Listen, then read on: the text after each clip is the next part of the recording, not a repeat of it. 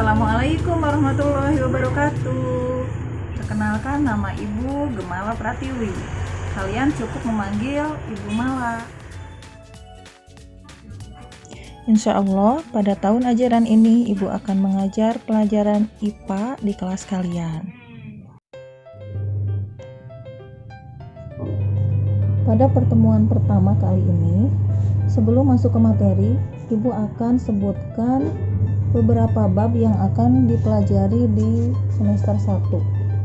Untuk kelas 8, bab 1 itu tentang sistem gerak pada makhluk hidup. Bab kedua, kita akan mempelajari tentang gerak dan gaya. Bab ketiga, tentang usaha dan pesawat sederhana. Bab keempat, tentang struktur dan fungsi tumbuhan serta pemanfaatannya dalam teknologi. Bab kelima, tentang sistem pencernaan manusia. Bab ke-6 tentang zat aditif dan zat adiktif, serta yang terakhir bab ke-7 tentang sistem peredaran darah manusia. Materi pertama kelas 8 yaitu tentang sistem gerak pada makhluk hidup. Ibu akan membagi menjadi 2 pokok bahasan. Yang pertama sistem gerak pada manusia, yang kedua tentang sistem gerak pada hewan dan tumbuhan. Pada pertemuan kali ini, Ibu akan membahas tentang sistem gerak pada manusia. Sistem gerak pada manusia itu meliputi tiga bagian, yaitu tulang atau rangka, persendian atau artikulasi, dan yang terakhir otot. Nanti di ujung materi Ibu akan sampaikan juga mengenai upaya tentang menjaga kesehatan pada sistem gerak. Bagian pertama dari sistem gerak pada manusia yaitu tulang. Tulang disebut juga rangka. Nah, pada bagian ini kalian harus bisa mengenal berbagai macam tulang yang ada pada bagian rangka kepala, rangka anggota gerak, serta rangka badan. Nanti sebagai tugas kalian di rumah, kalian harus gambar dari mulai rangka kepala berikut bagian-bagian penyusunnya. Kemudian nanti dilanjutkan oleh rangka anggota gerak, itu juga sama harus digambar berikut bagian-bagian penyusunnya. Terus yang terakhir rangka badan pun digambar juga berikut bagian-bagian penyusunnya. Jadi nanti mudah-mudahan nanti kita akan ada pertemuan ya. Kalau tidak lewat Zoom meeting atau mudah-mudahan pandemik ini segera berlalu, nanti kita bisa tatap muka. Kalian harus bisa menyebutkan bagian-bagian tulang penyusun dari rangka kepala, rangka anggota gerak, serta rangka badan. Yang kedua tentang persendian atau nama lainnya artikulasi. Persendian itu terbagi ke dalam 3 bagian. Yang pertama disebut sendi mati. Sendi mati nama lainnya sinartrosis. Sinartrosis ini yaitu hubungan antar tulang yang tidak memungkinkan adanya gerak sama sekali. Misalnya, hubungan antar tulang tengkorak. Yang kedua, tentang sendi kaku atau disebut juga amfiartrosis. Apa itu amfiartrosis? Amfiartrosis yaitu hubungan antar tulang yang memungkinkan sedikit gerak karena antar tulang dihubungkan oleh tulang rawan. Jadi kalau tadi sendi mati itu tidak ada gerak sama sekali. Nah, untuk sendi kaku atau amfiartrosis ini ada gerakan namun gerakannya hanya sedikit. Misalnya, kalian bisa temukan pada ruas tulang belakang. Ruas tulang belakang atau vertebrae dan hubungan antar tulang belakang dengan tulang rusuk. Yang ketiga, sendi gerak. Sendi gerak disebut juga diartrosis. Apa itu diartrosis? Diartrosis yaitu hubungan antar tulang yang memungkinkan timbulnya gerak atau sering juga disebut sendi. Nah, untuk diartrosis ini jadi terjadi gerakan. Ada gerakan lebih banyak dibandingkan dengan amfiartrosis. Untuk sendi gerak ini dibedakan menjadi beberapa macam. Di antaranya yaitu ada sendi geser.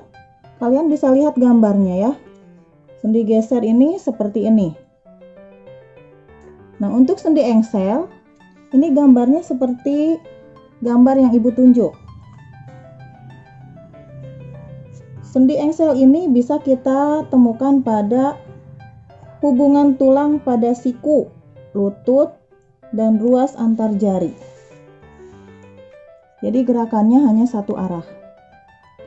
Untuk sendi putar bisa lihat di gambar ini. Nih, untuk sendi putar ini biasanya dicirikan dia mempunyai poros. Poros satu ya. Contohnya hubungan antar ruas jari.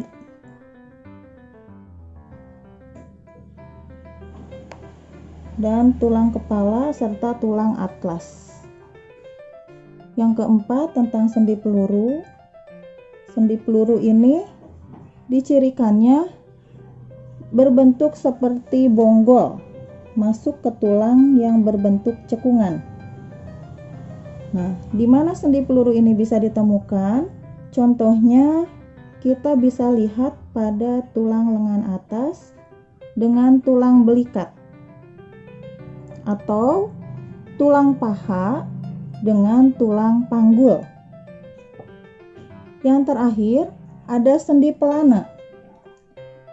Nah, pada sendi pelana ini kedua ujung tulang membentuk sendi pelana berporos 2. Nih, kalau tadi sendi peluru itu berporos 1. Untuk sendi pelana ini porosnya ada 2. Contohnya kita bisa lihat pada hubungan antara ruas jari tangan dengan tulang telapak tangan. Untuk persendian ini, khususnya sendi gerak, kalian juga tolong gambar di buku catatannya, beserta contoh dari masing-masing sendi tersebut. Bagian sistem gerak pada manusia, yaitu yang terakhir itu otot. Otot dibedakan menjadi 3 macam. Otot polos, otot lurik, dan otot jantung. Untuk perbedaan ketiganya kalian bisa baca tabel berikut ya. Ini lihat, perbedaannya bisa dilihat dari bentuk sel, bentuk inti sel, sitoplasmanya bagaimana, cara kerjanya. Untuk otot polos itu bekerja involuntar, untuk otot jantung bekerjanya involuntar juga tanpa disadari.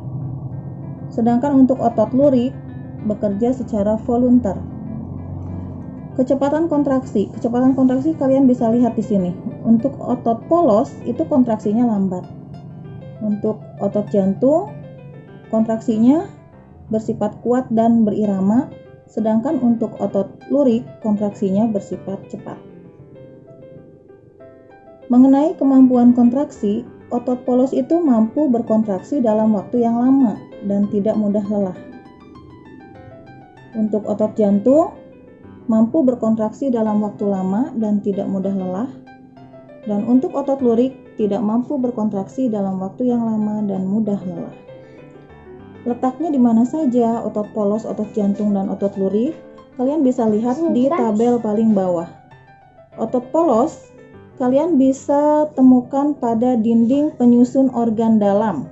Misalnya, sistem peredaran darah itu contoh dari otot polos. Untuk otot jantung sesuai namanya, kalian bisa temukan pada organ jantung, sedangkan otot lurik bisa kalian temukan pada tulang atau rangka. Untuk pertemuan kali ini, yang terakhir, Ibu akan membahas tentang upaya menjaga kesehatan pada sistem gerak manusia.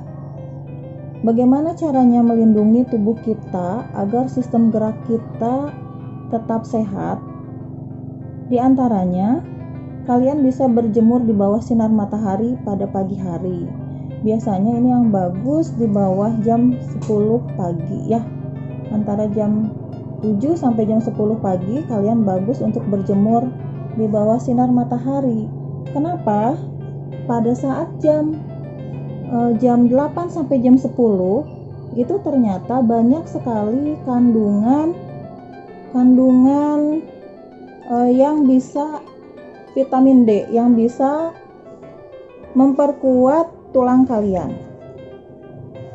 Yang kedua, kalian bisa meningkatkan konsumsi makanan yang mengandung banyak kalsium. Seperti apa makanan yang banyak mengandung kalsium? Misalnya, kalian bisa mengkonsumsi minuman seperti susu atau makanan bisa kalian temukan pada ikan, daging, dan lain sebagainya. Yang ketiga, kalian bisa memperbanyak konsumsi makanan yang mengandung vitamin D. Makanan yang banyak mengandung vitamin D itu bisa memperkuat sistem gerak kalian. Yang keempat, kalian bisa menghindari kebiasaan duduk yang salah. Sebaiknya duduk dengan cara yang benar. Maka dari itu, ketika kalian duduk, kalian harus memperhatikan posisi kalian. Jangan sampai kalian itu duduknya dalam posisi yang salah, misalnya membungkuk. Karena kalau kejadian itu terjadi terus-menerus, maka itu akan mempengaruhi tulang belakang kalian untuk cenderung ketika kalian sering membungkuk, maka tulang belakang kalian akan melengkung ke belakang. Sehingga nanti posisi tulang belakang kalian yang harusnya lurus, maka itu akan menjadi melengkung ke belakang, akhirnya badan kamu terlihat bungkuk. Yang kelima, kalian bisa lakukan olahraga secara teratur. Dengan berolahraga secara teratur, maka keadaan tulang kalian akan menjadi semakin kuat. Yang terakhir, kalian harus memperhatikan aktivitas fisik yang cukup setiap harinya. Jadi kalian kalaupun mau berolahraga, kalian harus tahu kondisi kalian. Jangan sampai olahraga membuat terporsir energi kamu sehingga kesehatan tubuh kalian bukannya makin sehat, tapi makin bertambah buruk kesehatannya. Nah, itu upaya untuk menjaga kesehatan sistem gerak pada manusia. Sekian pembelajaran hari ini. Selamat bertemu lagi di pembelajaran berikutnya. Terima kasih. Wassalamualaikum warahmatullahi wabarakatuh.